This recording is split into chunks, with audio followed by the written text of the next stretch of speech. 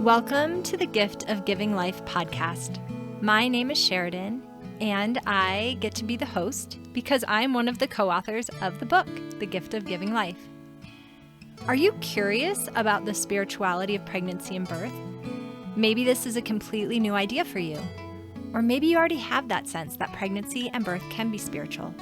Either way, we are excited to help you in this journey, which we do through the book, through this podcast, and also our online course, which right now is available for free for our newsletter subscribers. Just head over to thegiftofgivinglife.com to subscribe. From conception through pregnancy, birth, and also through the newborn stage, there is a spiritual aspect in them all. I will be sharing thoughts and stories to open your eyes and ears so you too can enjoy the divine nature of pregnancy and birth and harness heavenly help throughout them all. Last week, we got to hear McKenna's birth stories, the story of Claire's birth, as well as the story of when Claire passed away at 11 months, and then the healing birth of Eden. And today, we're going to hear a little bit more from McKenna and some wisdom and insight that she has to share for us regarding grief. I would just really love it if you have any tips or suggestions for moms experiencing loss or grief, or maybe even suggestions for people supporting other people who have experienced a loss. Yes. So it's interesting because I feel like there aren't a lot of resources, and I'm sure there are, but I haven't explored a ton for myself. I think when you go through grief, especially when it's a shock, I mean, any type of grief, it can be from loss, a divorce or anything, like anything life shifting can cause a significant amount of grief. And I feel like as a society, none of us know what to do with it. I myself, like people would always say, "Oh, I'm so sorry for your loss," and they're like, "What can I do?" And there's all these questions of what do I do, and I'm like, I don't even know what to do. I'm sitting here living this experience, not knowing how to facilitate what I'm experiencing, and so it's honestly a journey for everyone involved. But for me, I had an incredible community of women who I had kind of gathered over the last few years through different groups on Facebook or in my personal life. And all of them came to my aid immediately after Claire had passed. And they just stepped in. They didn't ask questions, and there wasn't this like, let me know if you need anything, like putting it back on me. They just stepped up. They came. I had friends who came with blankets and stuffed animals for the kids, and just people came. And I think the best thing that you can do when you are helping someone through grief is to just be there in whatever capacity that you can, whether it's some people just sent money, and that is totally appropriate. Like anything is appropriate, like just offering time, offering babysitting, offering meals. One of the main things that happened, and this kind of happens for a lot of people who I've connected with who've experienced loss, is that there's kind of an initial rush to support the person or the family right after the event happened. And it's great, like, it's been amazing, but then it kind of trickles off, like, life goes back to normal for everyone else, and you are kind of left alone in your grief.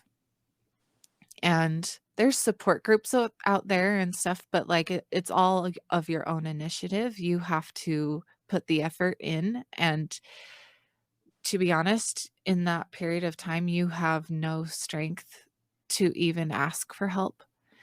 And you feel like a burden in so many ways. Like once that actual grief hits, like because the shock kind of lasts for a few months, and then the real grief hits, and you're alone in it.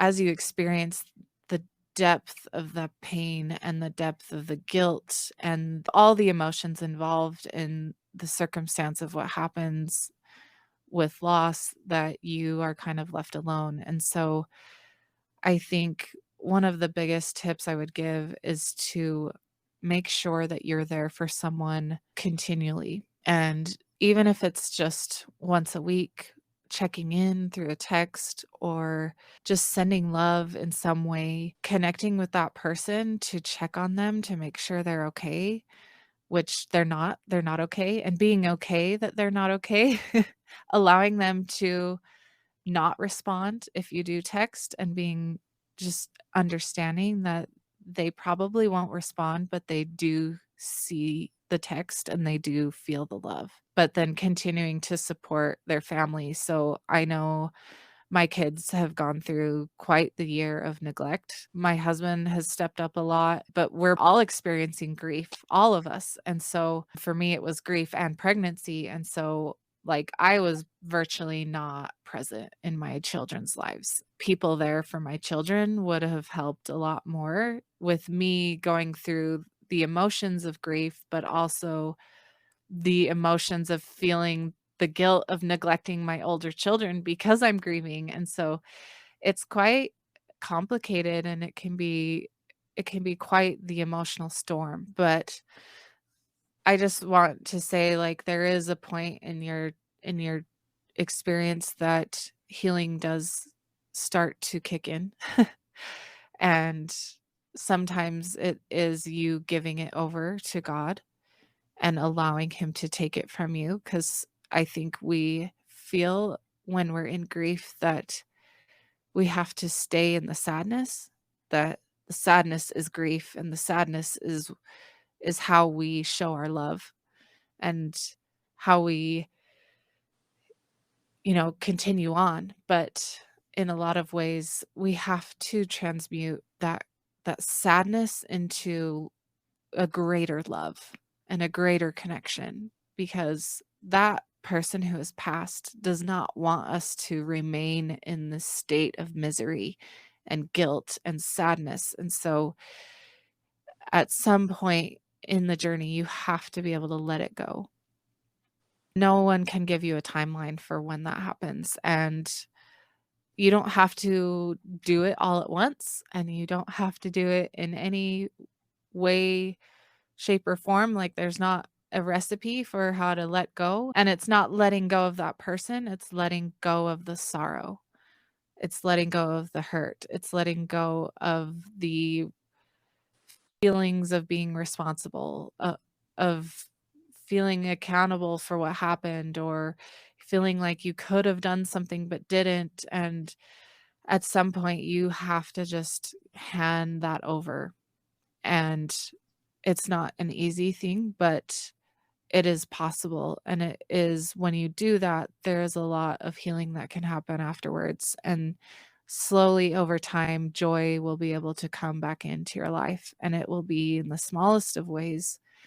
And you will have to really search hard for it sometimes. But I know that it's possible. And I know that life can go on, because I've definitely been in the depths of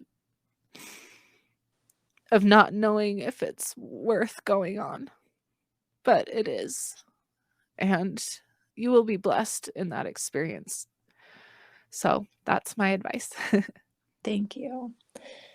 Thank you so much for sharing your experience today. I know that it will be a blessing to others who hear your experience, whether it's that they have experienced loss and your story gives them hope, or they have a loved one who has experienced loss and your story gives them that reminder to keep reaching out and to stick by them. I want to just second what you said about people get a lot of support right after the loss and then it tapers off. I had a friend who lost her little boy when he was 5, and she said, I felt so much love and supported. Like, I felt buoyed up by angels and everyone until a few weeks after the funeral. And then it was like everyone forgot. And I felt so alone. It's like it's gone. All that support is gone. And it is easy for us who haven't experienced the loss. Our life goes on, and it takes a lot of effort and just awareness to make sure that we continue to reach out to our friend or loved one who has lost someone. So thank you for that very important reminder. Yes. And there is something to be said about trials, that there is a time where that person really does have to endure it alone in some ways, like, and they don't have to do it alone, but like a lot of times we reach for the physical, like we reach horizontally, but in that times where you are alone in your grief and you're wanting to reach out to everyone around you for help, like you're screaming for help from the inside and it's like no one can hear you. Those are the times where you really need to reach vertically, and you need to reach to your God or your higher power, or your highest self, and that those will be the refining moments. So those will be the moments where that grief can be taken away, because no one else can take it from you. No one else can save you from it. Even though there's plenty of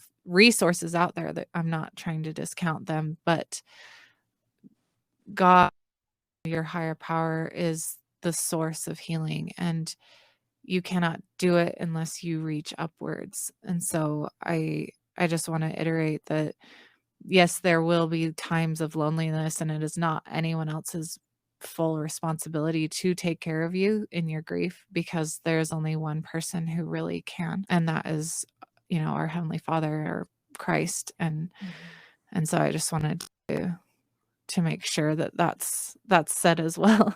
Thank you. And it sort of makes me think of birth, and how when you're birthing a baby, people can be around you helping you, but in the end, you're the one that has to birth the baby.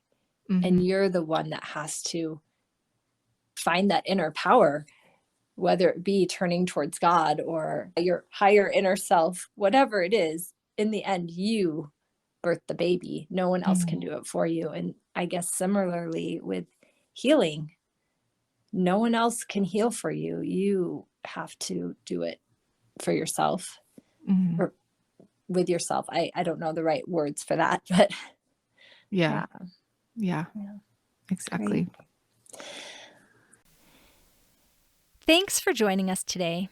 If you have an experience that you want to share about the spirituality of pregnancy or birth, please contact us. We love having guests on the podcast, or if you prefer to just write up your experience, we are happy to share it on our blog or on Instagram. And also, please share the podcast with your friends. This is how the word gets out that birth and pregnancy can be spiritual. The podcast and our book is one of the greatest ways to share that, as well as, of course, you sharing your experiences with your friends. Visit thegiftofgivinglife.com. Currently, our newsletter subscribers get free access to our online class, which is growing. And if you want more inspiration, of course, you can always buy The Gift of Giving Life on Amazon, either for yourself, or it makes a great gift for any woman you know. Have a great week, and know that you are loved.